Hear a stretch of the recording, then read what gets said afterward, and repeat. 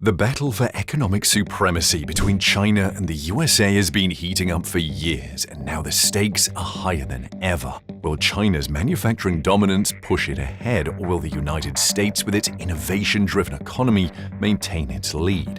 Stay with us in this video to find out the answers to these questions and much more as we reveal which of the two economies will dominate in 2025. With tensions rising and trade policies shifting, these two giants, China and America, are back at it again, dominating the economic headlines in 2025. Donald Trump's return to the White House has intensified the trade war with fresh tariffs hitting imports from Mexico, Canada, and of course China.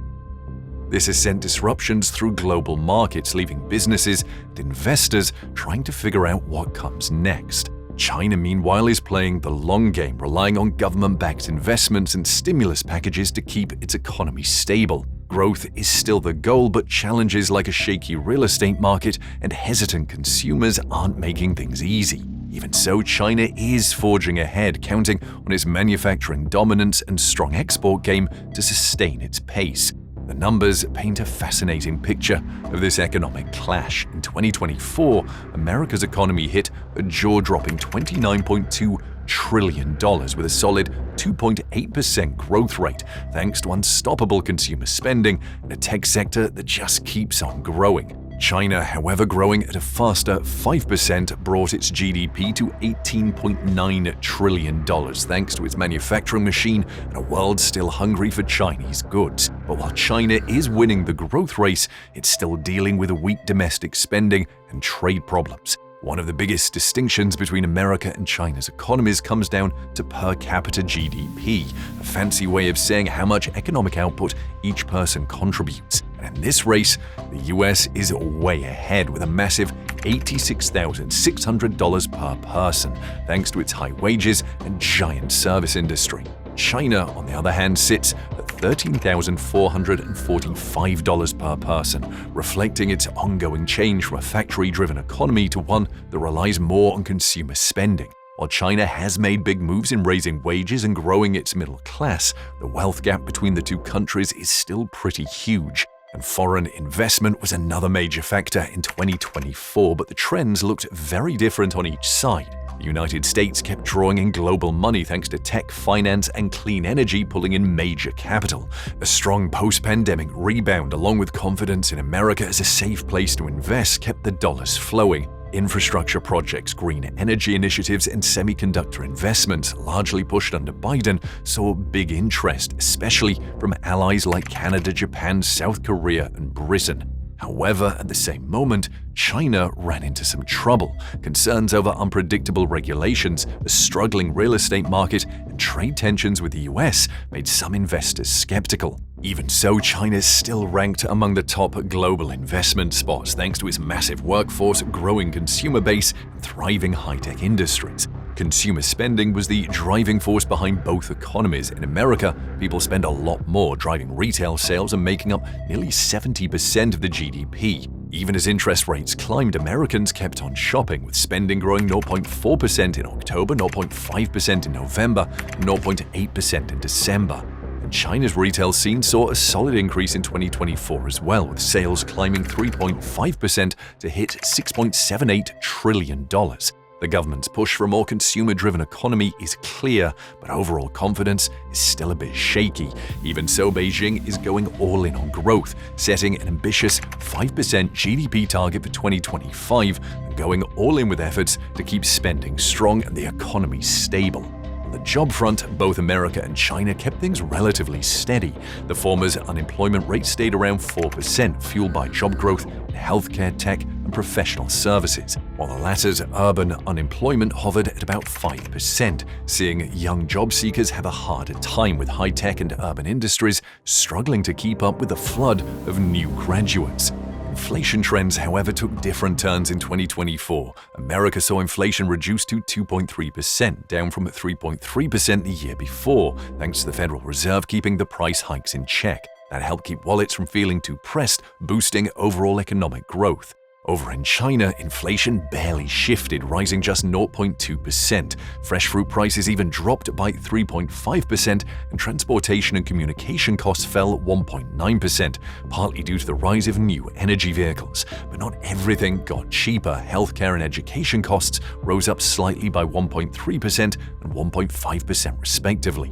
Additionally, China's economy is still finding its footing, balancing internal issues with external pressures. A 5% GDP growth in 2024 was a step in the right direction, but it's still falling behind pre-pandemic levels. Exports remain a main force, but global demand swings and new trade restrictions keep things uncertain. Despite the trade drama, though, China's exports ended 2024 on a high note. December shipments rose to 10.7% year-over-year, surpassing November's 6.7% increase and economists' 7.3% forecast. But a big part of this was manufacturers rushing to get goods out before American tariffs kicked in before the Lunar New Year rush. This last-minute push widened China's trade surplus to $104.8 billion for the month, up from $97.4 billion in November, with America's trade surplus growing to $33.5 billion.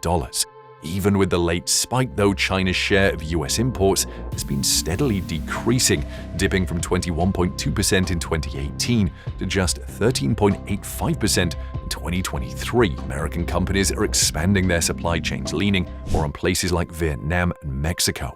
But it's not just the US putting up trade barriers in China's way. Tensions with the EU are heating up, especially over electric vehicles. The EU is investigating Chinese EV subsidies, and potential tariffs of up to 35% could hit China's booming $40 billion EV export market hard. And at home, China's economy has plenty of issues to deal with also. Local governments are drowning in debt, consumer confidence is wobbly, and the real estate market is still struggling. As of 2023, local government debt had ballooned to 14.3 trillion yuan, and when off-the-books borrowing was added, the total debt-to-GDP ratio stood at 67.5%. To ease the pressure, Beijing gave local governments the go-ahead to borrow another 6 trillion yuan over the next 3 years to refinance debt under better conditions. Even with this lifeline, though, local governments are feeling the pinch. Land sales have slowed down and tax collections aren't picking up the slack. The real estate market remains a drag, with property sales plunging 13% in 2023. To keep things steady, the government introduced mortgage rate cuts and re-lending programs, but a full recovery won't happen overnight. The debt restructuring plan should buy some time, though, to help local governments keep essential services running and prevent a deeper economic slowdown.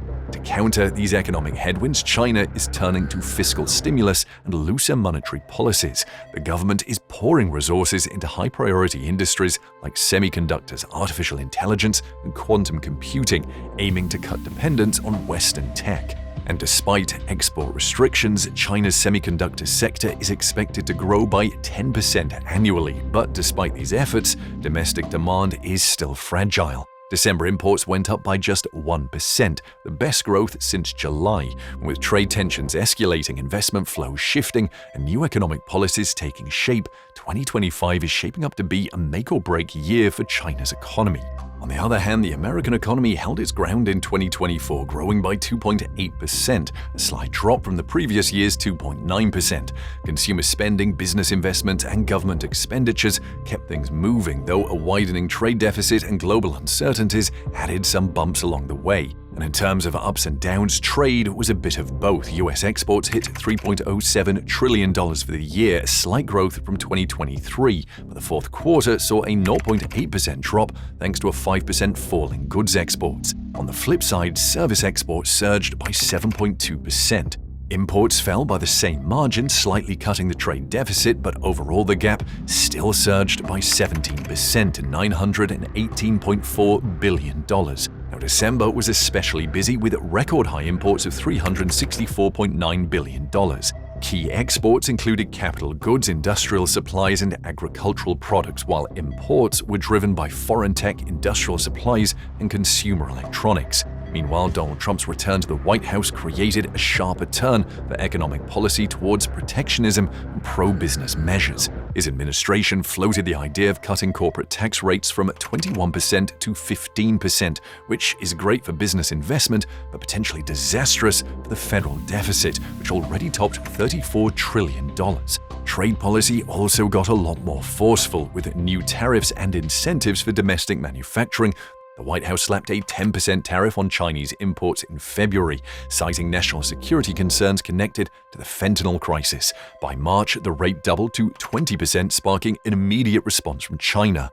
Beijing fired back with 15% of its duties on American coal, liquefied natural gas, plus 10% tariffs on crude oil, agricultural machinery, large displacement cars, and pickup trucks. And as tensions continue to rise, China expanded its countermeasures, hitting American agricultural exports, cotton, wheat, corn, sorghum, chicken, and soybeans with 10 to 15% duties. At the same time, Beijing limited exports of crucial minerals like tungsten, tellurium, bismuth, and molybdenum, all essential for industries like electronics and defense manufacturing. Despite these fiery trade policies, imbalances remain though. Imports from China and Mexico are still going strong, and in America the commercial real estate sector is looking shaky, with $1.5 trillion in debt maturing in 2025 and office vacancy rates climbing to 19.8% nationwide by the end of 2024. The industry is under serious pressure. Some cities like San Francisco are struggling even more, with vacancy rates skyrocketing to 36.9%. Overall, though, both economies face big problems. China's exports are holding steady, but weak domestic demand, local government debt, and a slow real estate market remain challenges. Meanwhile, the US is outperforming other developed markets, but rising debt, income inequality, and commercial real estate troubles could pose risks. With trade tensions changing global supply chains, China is changing its industrial policies, while America is trying to balance corporate growth with fiscal stability. The decisions made by both governments in 2025 will have ripple effects across global investment, technology, and economic alliances. It's a bit early in the year, so the answer to this question still hangs in the balance, but we'll be here to keep you updated as it all unfolds, so be sure to check out our other videos.